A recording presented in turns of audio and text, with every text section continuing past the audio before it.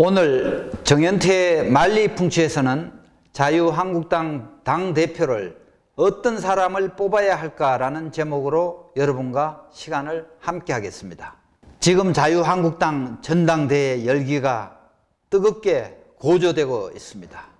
당대표 후보와 최고위원 후보들의 각자 자기의 장점을 부각시키면서 자기를 찍어달라고 목소리를 높이고 있습니다. 당대표 후보는 황교안, 오세훈, 김진태 세 사람이 경합하고 있습니다. 자유파의 대통합에 이 한몫 바치겠습니다.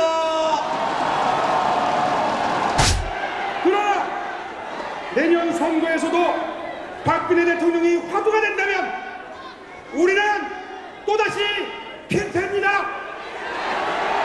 그 북풍한 산에도 여러분과 손을 잡고 끝까지 싸운 사람 누굽니까?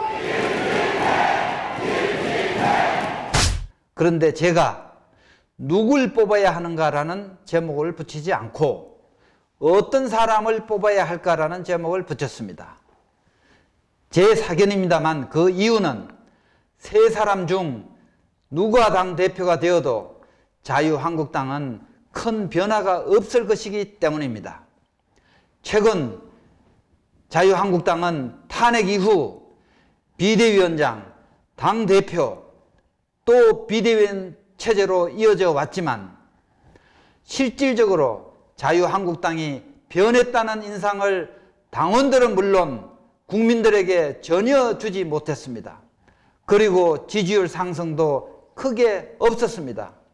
그렇기 때문에 이번 전당대회를 거치면서 누가 당선되어도 큰 변화는 기대하기 어렵다고 봅니다. 왜 그렇겠습니까? 그 이유는 그동안 당대표와 당비대위원장을 잘못 뽑았기 때문입니다. 자유한국당은 지난 과거 민주당이 위기에 처했을 때 김종인과 같은 파격적인 인사를 비대위원장으로 모셔오는 결단을 못 내렸습니다. 그때 김종인 비대위원장은 뛰어난 리더십과 추진력으로 새로운 인물들을 영입하고 공천하는 데 성공했습니다. 그러나 자유한국당은 선거에서 몇 차례나 실패하고 외부에서 비대위원장을 모셔왔으나 모두 실패했습니다. 비대위원장이나 당대표를 지낸 모든 분들 중 어느 누구도 뛰어난 리더십을 가진 분들이 없었으며 더군다나 조직을 직접 만들어 보았던가 조직을 관리하고 활용해 본 적이 없는 사람들이었기 때문입니다. 지금 자유한국당은 나경원 원내대표를 포함하여 3명의 당대표 후보도 모두 법조인들입니다. 법조인들은 대부분이 혼자 열심히 일하는데 익숙한 사람들입니다. 그리고 잘 만들어진 조직에서 직장 생활을 하다 온 사람들입니다.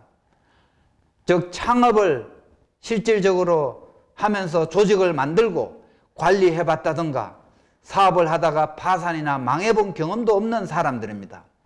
잘 만들어진 조직 내에서 평탄하고 안정적으로 살아온 사람들이라는 점입니다. 모두가 이미 잘 짜여진 조직에 들어가서 자기의 경력만 관리했던 사람들입니다. 이게 자유한국당의 한계인 것입니다.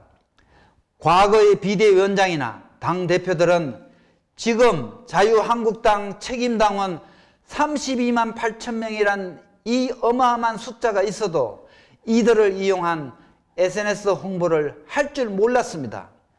집권 여당이면서도 조직을 관리할 줄 몰라서 SNS 여론전에서 패한 것입니다. 반면 민주당은 어떻습니까? 민주당은 드루킹을 이용한 불법 여론전에서 성공하여 대통령을 만들어냈습니다. 킹크랩이란 기계를 사용한 드루킹 댓글 조작은 당원 100만 명 이상 동원되어야 가능한 대규모 불법 여론 조작이었습니다. 또한 자유한국당의 최고 큰 조직인 당 중앙위원회도 관리하지 못해서 그냥 방치되고 있었습니다. 26개 직능 분야별 위원회에 소속된 훌륭한 인재 3천여 명을 전혀 활용하지 못했습니다. 그뿐 아니라 크고 작은 25여 개의 위원회와 여성특별위원회 등 모두가 명칭과 직책만 갖고 있었을 뿐 조직으로서 당에 큰 기여를 하지 못했습니다. 그리고 당의 브레인 역할을 해온 여의도 연구원은 여론조사 이외에는 당에 별 기여를 하지 못했습니다. 왜 그럴까요? 당대표가 리더십이 없었기 때문입니다. 당대표가 조직의 중요성, 조직의 활용 방법을 이해하지 못하기 때문에 생긴 결과입니다. 당대표가 없어도 이들 조직이 살아 움직이도록 해야 하는데 과거의 당대표는 모두 혼자 바쁘게 시간을 보냈습니다. 그 결과 당대표실도 당 원내대표실도 직원들도 제대로 활용을 못했습니다. 즉 당대표가 조직의 가치와 그 활용의 중요성을 잘 모르고 있었다는 뜻입니다. 영화배우 출신의 미국의 레이건 대통령을 보십시오. 레이건 대통령은 대부분 시간을 밖으로 다니면서 골프도 치고 했지만 국정은 잘 돌아갔습니다. 그 이유는 조직이 움직이고 조직이 일을 했기 때문입니다. 그러나 지금 최선은 아니지만 우리는 자유한국당의 새로운 당대표를 황교안, 오세훈, 김진태 세 사람 중에서 누군가를 선택해야 합니다. 지금 이 세 후보 중 누군가 당대표가 되어 획기적인 새로운 변화를 추구해야만 자유한국당은 희망이 있습니다. 그렇지 않고 또다시 직책만 얻고 공천권 행사만을 목적으로 안주한다면 자유한국당은 물론 자유진영 전체는 희망이 없습니다. 연단에 올라가서 연설을 잘한다고 해서 당을 잘 관리하는 것은 아닙니다. 오히려 연설을 못해도 리더십과 조직 관리를 잘 할 줄 아는 사람이 필요합니다. 그래서 유권자인 당원들은 당대표가 제대로 일을 할 수 있는 방안을 제시하고 그 제시한 방안을 받아들일 수 있는 사람을 뽑아야 합니다. 그리고 더 요구하자면 이런 정도의 자격 요건을 갖춘 사람을 뽑아야 합니다. 첫째는 국가 안보관이 확실해야 합니다. 중도를 얘기하는 불확실한 안보관을 가진 사람이 당선되면 우파를 대표하는 제1야당으로서 이 나라를 지켜낼 수가 없습니다. 중도는 대선에서 선거 전략으로 투표 유권자의 범위를 넓히기 위한 전략일 뿐입니다. 그러나 당대표 선거에서는 우파 정당으로서 우파적 철학과 원칙을 갖고 있어야 합니다. 둘째, 자유한국당 내부를 통합시킬 수 있는 포용력이 있어야 합니다. 일단 당대표는 그릇이 커야 합니다. 셋째는 현재 터져나온 문재인 게이트, 손혜원 타운 사건, 5.18 가짜 유공자 의혹, 문다혜 이민 사건, 김태우 사건 등 이 모든 것을 끝까지 파헤칠 의지와 용기와 그리고 패기와 추진력이 있는 사람이어야 합니다. 위 사건들만으로도 민주당을 무너뜨릴 수 있는 호재들입니다. 위 조건들을 모두 충족시킬 수 있는 후보가 없다면 그중 가장 실천 가능성이 높은 후보를 선택해야 합니다. 또한 자유한국당이 가장 우선적으로 해결해야 할 일이 무엇인지 당원들도 알아야 합니다. 그리고 이 요구사항을 실천할 수 있는 후보를 당대표로 뽑아야 합니다. 당선 가능성이 높은 사람에게 줄 서려고만 하지 말고 자유한국당에 처한 상황을 정확히 이해하고 해결할 수 있는 방안을 제시해 주어야 합니다. 정리하겠습니다. 새 당대표의 미션은 첫째, 2020년 총선에서 자유한국당이 과반석 이상을 확보할 수 있는 구체적인 방법과 공천 방식, 즉 상향식 또는 하향식 방법 등을 제시해야 합니다. 그리고 그 이유를 당원들에게 납득시킬 수 있어야 합니다. 둘째는 2022년 대선에서 정권을 창출할 수 있는 기반을 마련하고 그 구체적이고 실현 가능한 방법을 제시할 수 있어야 합니다. 덩구름 잡는 소리, 탁상공론이 아닌 섬세하고 정교한 방법론을 제시할 수 있어야 합니다. 위에 두 가지 큰 목적을 달성하려면 당대표는 사심을 버리고 마음을 비워야 합니다. 자유한국당과 자유우파 진영 모두를 살리겠다는 의지를 당원들과 국민들에게 보여주어야 합니다. 그렇게 하려면 먼저 당대표가 되면 첫째는 자신은 2020년 총선에 출마하지 않겠다. 오로지 자유한국당이 과반석 이상 확보하도록 최선을 다하겠다는 의지를 보여줘야 합니다. 둘째는 지역별 후보 선정은 당선 가능성을 우선적으로 고려한다는 원칙을 세워야 합니다. 즉 이번 전당대회 동안 상향식 공천은 포기하고 하향식 공천으로 유능한 후보를 발굴해서 당선 가능성을 최우선으로 하겠다는 선언을 해야 합니다. 사실 상향식 공천은 집권 여당일 때 실행했어야 합니다. 힘없는 야당일 때 상향식 공천을 실행하는 것은 인재 발굴의 어려움으로 참패로 이어집니다. 그런 의미에서 실기를 했습니다. 나중 집권 여당이 되고 나서 다시 도입을 검토해야 할 것입니다. 지금은 하향식 공천을 통해서 유능하고 참신한 새로운 인재 동용을 많이 해야 할 때입니다. 물론 형평성과 공정성이 시비가 될 수 있지만 지금은 정권 창출을 위해서 이 문제는 어느 정도 감수해야 할 부분이라고 생각합니다. 셋째, 당선 가능성이 높은 우파 성향의 지역에서는 기존 현역 의원들을 어느 정도 교체하는 것으로 원칙을 세워야 합니다. 그래야 유능한 인재들이 많이 들어올 뿐만 아니라 당의 새로운 이미지 개선에도 도움이 될 것입니다. 넷째는 현역 의원이 없는 원외 당협 지역, 소위 험지에 어떤 인재를 공천하느냐가 가장 큰 고민거리가 될 것입니다. 지금까지 고생하면서 끌고 온 현 당협위원장에게 기회를 줘야 하지 않겠습니까? 그러나 그런 사람을 그대로 공천하면 여전히 경쟁력이 없어서 선거에서 질 가능성이 높습니다. 그래서 새로운 인물을 영입해서 현역 당협위원장과 공개 오디션을 통해서 하면은 불평불만을 없앨 수가 있습니다. 이런 모든 민감한 부분을 지금 이 전당대회 때 미리 공약으로 내세우지 않으면 당대표가 되어서 추진할 수 없습니다. 반대하는 세력, 저항하는 세력들 때문에 개혁을 할 수 없게 됩니다. 그럼 우리 중장기 전략을 한번 들여다 봅시다. 중장기적으로 미리 준비해야 할 일들, 즉 선거 임시당에 가서는 준비할 수 없는 일들을 준비해야 합니다.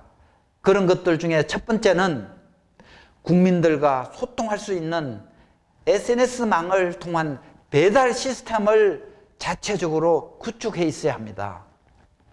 좌파들은 드루킹을 통한 불법 댓글 조작의 맛을 본 집단입니다. 총선이나 대선이 다가오면 그 달콤한 유혹을 뿌리치지 못할 것입니다. 일단 이기고 보자는 심리로 또 불법을 자행할 가능성이 큽니다. 이에 대응하려면 합법적인 SNS 홍보전을 준비해 있어야 합니다. 자유진영은 유튜브를 통해서 이제 일부 숨통을 트이고 있으나 유튜브도 결국 컨텐츠이기 때문에 별도의 배달 시스템 없이는 전파력이 약합니다. 신문, 방송 등 모든 언론은 이미 권력의 재갈이 물려있어 태극기의 소리, 우파의 소리, 유튜브의 소리를 전달하지 못하고 있습니다. 지금 대한민국 인구 5,200만 명 중 19세 이상 유권자 4,200만 명이 있습니다. 적어도 1,000만 명 정도의 우리의 정보를 전달할 수 있는 자체 정보 배달 시스템이 필요합니다. ABC 협회에 따르면 지금 현재 조선일보가 125만 부로 가장 많습니다. 둘째, 동아일보 73만 부, 중앙일보 72만 부, 매경이 55만 부, 한경이 35만 부입니다. 그 뒤를 이어서 문화일보가 16만 부, 국민일보 14만 부 등 이 6가지는 총 한 430만 부밖에 되질 않습니다. 유튜브가 그나마 지금 숨통을 트이고 있지만 신해식의 신의 한 수를 제외한 대부분 유튜브는 50만 명의 마의백을 넘지 못하고 있습니다. 100만 명에서 500만 명, 1000만 명까지 배달할 수 있는 자체 시스템 구축이 시급합니다. 이는 33만 명의 진성당원들과 각종 소셜미디어의 특성만 잘 알면 가능합니다. 둘째, 당 내부를 조기에 수습해야 합니다. 그러기 위해선 당의 노선을 정확히 결정해야 합니다. 셋째, 국민들로부터 신뢰를 얻어내야 합니다. 또한 당 밖의 자유진영 유권자들과 시민단체들로부터 전폭적인 지지를 받아내야 합니다. 넷째는 당내 5개에서 10개 정도의 당 비상대책특위를 구성해야 합니다. 이게 굉장히 중요한 부분입니다. 이 부분은. 왜 그러냐면은 청와대와 집권 여당에서 무차별적으로 쏟아져 나오는 각종 좌파 정책들에 대하여 부문별로 나누어서 대응해야 합니다. 당대표와 원내대표 두 사람의 입만으로는 막아낼 수가 없습니다. 너무 많이 쏟아져 나오기 때문에. 그리고 5번째, 21대 총선에서 70% 이상의 현역 의원들을 교체하겠다고 국민들에게 선언을 해야 합니다. 진짜 자유한국당이 이제 새로워지는구나 하는 인상을 국민들과 당원들에게 심어줘야 합니다. 결국 국민들에게 자유한국당이 사실상 새롭게 태어나는 것처럼 보이게 하라는 것입니다. 결론적으로 종합하면 이젠 우파 정당도 개혁하고 변했다는 모습을 보여줘야 합니다. 우파들은 쥐고는 내놓을 줄 모른다. 우파들은 내려놓는 법을 모른다. 우파는 챙기는 데만 익숙해 있다. 이런 생각을 불식시켜야만 합니다. 자유한국당 국회의원들은 이제 내려놓는 신용이라도 해야 합니다. 물건을 팔 때나 서비스를 팔 때도 광고하고 홍보하고 있지 않습니까? 이제 우파 정당도 이런 쇼를 해야 합니다. 선의의 거짓말, 선의의 홍보 광고를 해야 합니다. 그리고 끝으로 자유한국당의 이 운영 시스템을 개혁해야 합니다. 이 부분을 한번 짚어보겠습니다. 첫째는 당 사무총장은 항상 현역 의원들이 맡아서 해왔습니다. 이런 고정관념을 깨야 합니다. 외부의 경영 전문가를 모셔와 당직자를 관리하고 사무처 살림을 챙기게 해야 합니다. 그동안 현역 의원들이 사무총장을 맡아서 제대로 한 사람이 있었습니까? 전부 의정 활동에 자기 지역구 관리하느라 바빠서 당의 사무처 직원들을 전혀 관리하지 못했지 않습니까? 원내대표는 의원들 중심으로 정책 활동을 하고 사무총장은 당직자와 당의 살림살이에 전담토록 해야 합니다. 당의 사무처 직원들도 개혁 대상입니다. 공무원 이상의 복지부동하는 곳이 당의 사무처 내부 아닙니까? 중요한 국장급 몇 개 자리 정도는 그 분야 최고 전문가를 뽑아 교체해야 한다고 생각합니다. 둘째는 여의도 연구원 원장 자리입니다. 이 자리도 외부 전문가를 영입하여 선거 전략을 준비하도록 해야 합니다. 여의도 연구원은 자체 여론조사팀을 보강하여 국내 최고의 여론조사기관이 되어야 합니다. 응답률 5% 이하의 기존 여론조사 방법과는 다른 그리고 더 정확한 방법들을 도입해야 합니다. 또한 각종 선거 관련 데이터를 수집, 분석할 수 있도록 빅데이터 분석팀을 보강해야 합니다. 현역 의원들이 경력 관리하기 위한 지나가는 자리로 이용돼서는 안 됩니다. 셋째, 선거 매뉴얼을 준비해 있어야 됩니다.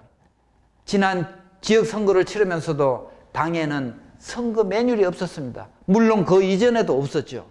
후보들이 각자가 알아서 뛰어야 했습니다. 집권 여당 때도 그렇게 강조했으나 변화된 것은 하나도 없었습니다. 한마디로 조직 관리 능력이 없는 사람들이 당대표를 하다 보니 조직을 관리할 줄도 모르고 또 뭘 모르는 줄조차도 몰랐습니다. 지난 지방선거 때에도 많은 후보들은 선거를 어떻게 준비하고 뭘 해야 할지는 몰라 쩔쩔맸습니다. 그 지역 후보를 결정하면은 일단 선거 사무실 위치를 어떻게 골라야 하는지, 크기는 얼마나 해야 되는지, 현수막의 설치 위치는 어디가 좋은지, 그 크기는 어떻게 해야 되고, 색상은 어떻고, 개수는 몇 개나 해야 되고, 그 지역의 현안 문제는 어떤지, 유권자 성향은 어떤지, 지역 내 분포도는 어떠한지, 교육 수준, 생활 수준, 그리고 유세차, 자동차는 어떻게 활용하는지, 이런 등등의 구체적인 방법들을 제시해주는 매뉴얼이 있어야 합니다. 당의 내부를 들여다보면은 이러고도 어떻게 과거 집권당이 될 수 있을까 하는 의구심마저 듭니다. 우리나라는 사실 여당도 마찬가지입니다. 여야 할 것 없이 중소기업보다도 경영관리가 안 된 조직이 바로 정당인 것 같습니다. 이번 당대표가 선출이 되면 자유한국당으로선 이번 마지막 기회를 잘 활용해야 합니다. 최선의 선택으로 정권 창출이 되기를 기대하는 마음으로 정현태의 만리풍천은 오늘 여기서 마치도록 하겠습니다. 감사합니다.